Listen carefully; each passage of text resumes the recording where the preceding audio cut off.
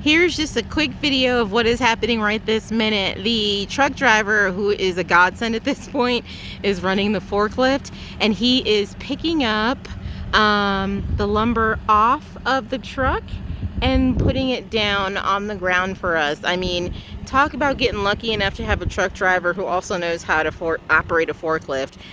Think the heavens are smiling down on us finally.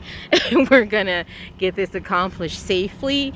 We do have another hurdle, but we'll get to that hurdle after we get over this one, which is getting all this lumber down. So these here are the beams that are going to be on the roof, and then in this package here, it's all packaged up, but it is our D logs that are going to go on for the walls to go up. This here is our tongue and groove for the ceiling and the floors, or I mean the ceiling and the walls. We don't have the floors, so we have to put our own floors in. But this is a very pretty pine color, so I was actually discussing with Rick that what I'm gonna do is do like a sealant and leave it this pretty color for the inside, so it brightens the cabin on the inside.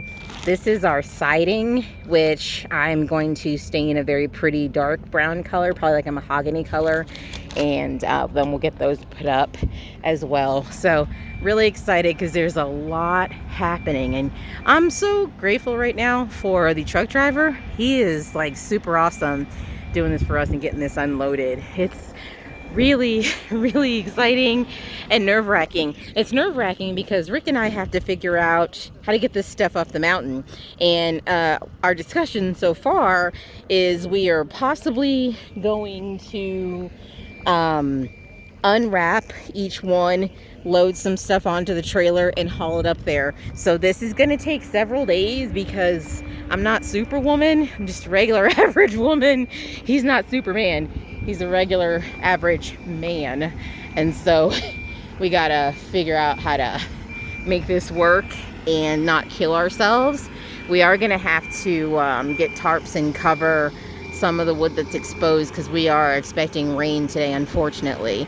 We've been lucky enough to where we haven't had any rain in the last couple of weeks, so we've been able to get a lot done. We kind of actually need the rain because our piers need to have the rain harden the dirt so that they don't shift.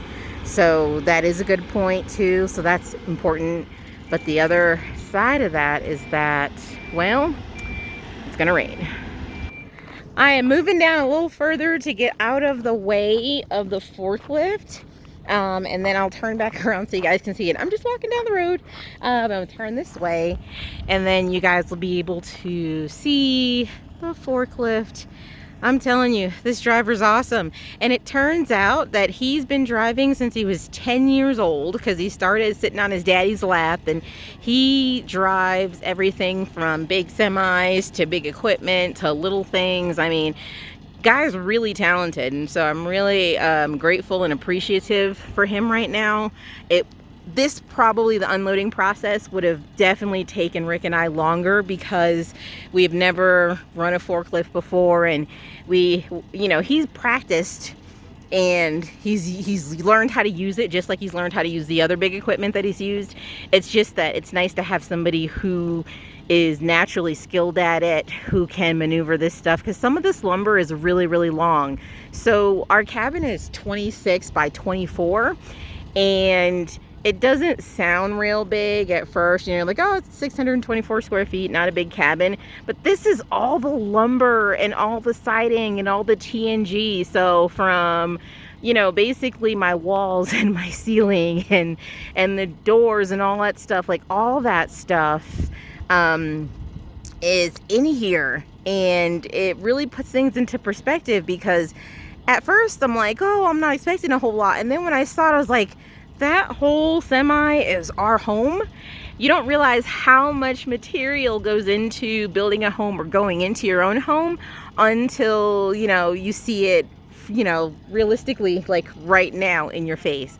So I'm amazed. I'm scared as heck, because it's probably going to take us 2 weeks to get this stuff put together to get the house put together. This is not going to be an easy feat. So it'll probably be 2 weeks into September before the outside of the house is up.